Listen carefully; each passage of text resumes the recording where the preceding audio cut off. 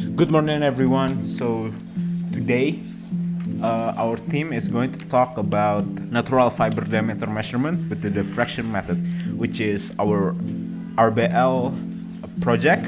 So our team consists of Rayhan, Glenn, and then there is Pale, and there is myself, which is Josiah, and then there is Rayhan, and then there is Rhaykal, Archie, and Billy.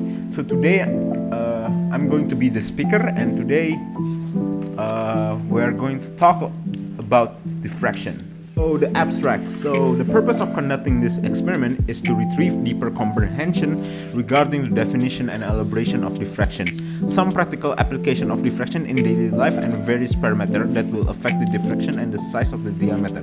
This is done by making a simple model that will help to show the presence and impact of diffraction. This experiment was conducted on the 3rd of May 2023. The variables that are observed are pandan leaf, lemongrass, and celery. In this experiment, the diameter of the variable will be influenced by the diffraction, specifically in the width of the pattern. So our experimental aim is, first of all, the aim of this experiment is to analyze the pattern width using the diffraction method. Then, to calculate the area and diameter of natural fibers such as lemongrass, pandan, and celery using the diffraction method. Before we talk about the experiment itself, we are going to talk about some basic theory, which is diffraction. Diffraction is the interference or diffraction of wave passing through an aperture around the corner of an obstacle into the geometric shadow area of the obstacle. Diffractive objects or apertures are secondary source of propagating wave. In classical physics, the Huygens-Fresnel principle describes diffraction phenomenon that treats each point of propagating wavefront as a collection of individual spherical waves. The characteristic of bending pattern mostly happens when a wave from a coherent source, such as a laser, hits a slit of size comparable to its wavelength, as shown in the inset. This is due to the addition or interference of different points on the wavefront, or equivalently each wavelet, traveling to the recording plane along paths of different lengths. This effect also occurs when the light wave passes through media with different indices of refraction, or when sound wave passes through media with different acoustic impedance. All wave diffracts, including gravitational wave, water waves, and other electromagnetic waves. X-ray and radio waves, and then quantum mechanics also show that matter is susceptible to diffraction due to its wave-like properties. So this is the formula. As we can see, this is the formula that we use in our project. So let's talk about the materials. So this is the material that we use in this experiment. As we can see, there are 6, which is the laser, the infraboard, ruler, tape, and another tape, and also fiber. So this is the item that we use. Now we have talked about the materials, the theory, and the abstract. So now we'll talk about the procedure. So first of all, the making of the laser platform and screen. So first of all, using a knife, cut the infraboard into 2 rectangular pieces as the stand for the laser pen, with both rectangle having a height of 10 cm and a length of 5 cm. Then, cut another rectangular piece with the measurement of 10 times 16 cm from the infraboard to act as the base for the laser pen stand. Afterward, stick the 2 stands for the laser pen onto the base, keeping a distance of 10 cm between each stand. For the wall, to hold the slim fiber, cut a rectangular piece of infraboard, approximately 10 cm in the length and 17 cm in the height. And then in the same piece, cut a square hole in the middle, approximately 5 to 5 cm, allowing the slim fiber to go through and be held. To make sure that the square hole is right in the middle, the distance from the bottom part of the wall to the middle of the square hole is 11 cm. Then, the final piece of the structure is the wall at the end to show the laser dispersion. With that cut, With that, cut another infraboard piece with the measurement of 20 cm in the height and 20 cm in the length. With that, place the structure in order as shown. Laser pan, wall with hole, and then wall for the laser dispersion. Now we're going to talk about the experiment procedure. Firstly, set a distance of 100 cm between the fiber and the wall. Then, before experimenting, make sure that the laser dispersion appear on the wall once it's make contact with the fiber. Once the dispersion is clearly seen and is observable, measure the distance between the center to the first dark fringe. Afterward, proceed to measure the distance between the center to the first bright fringe.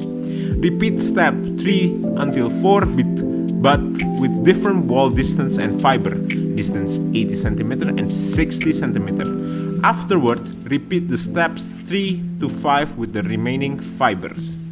After doing the experiment, we have the data, and this is the data that we get from doing the experiment. So this is all the data. There are 7 data. Now let's talk about the data that we obtained using pandan. So the n and then the wavelength and the distance are the same, but the difference is the width of the pattern, which is 0.3, 0.2, and 0.1. We could see in the table 6, which is table 5.6, the average diameter of the experimental data. The average diameter for pandan in this experiment is 2.89 multiplied by 10 to the power of minus 4. While the theoretical data we could see in the table, the last table, which is table 5.7, area and the diameter of theoretical data. This data is obtained by using image G. We obtain the diameter of pandan, which is 0.10249, which is 3 times bigger than the average that we obtained from doing the experiment. The reason for this as well is because there are uncontrolled conditions, which means there is some human error during the experiment, and also image G is much more accurate than the human eyes. So after we done the experiment, now let's talk about the analysis. So in this experiment, there is more than one variable that is being tested: distance of the fringe, different materials, and different length of the distance. In general, all of these 3 and also some other parameter, the diameter will be the same as the one that we obtained from the image G, which is the theoretical data. In the first table, which is table 5.1, which is called experiment data table using lemongrass, we could see that we use the lemongrass as our first object. For our experiment, in this case, the n for all of the experiment is 1. The width of the pattern is varying from around 0.2 until 0.1. For the wavelength, we use 6.5 multiplied by 10 to the power minus 7. For the distance, we use 1 meter, 0.8 meter, and 0.6 meter. We could see in table 6, which is table 5.6, the average diameter of experimental data. The average diameter for lemongrass in this experiment is 3.25 multiplied by 10 to the power of minus 4. While the theoretical diameter we could see in the table, which is table 5.7, which is the area and diameter of theoretical data. This data is obtained by using image G. We obtain the diameter of lemongrass, which is 0.094407, which is 3 times bigger than the average that we obtained from doing the experiment itself. The reason for this is because there are uncontrolled conditions, which mean there is some human error during the experiment, and also image G much more accurate than the human eyes. In conclusion, we are able to determine the pattern width using the diffraction method. It is shown in our process of doing the experiment, and we are able to determine the diameter of an object through diffraction. It is shown in table 5.1, table 5.2, and table 5.3. So after doing the experiment, we could see the correlation between diameter and the width of the pattern. If the width of the pattern is increased, the diameter will decrease, meaning diameter is inversely proportional with the diameter. This is shown in all of the table that we have obtained. So that is all. Thank you for listening. I hope you guys learned something new and see you next time. Bye bye.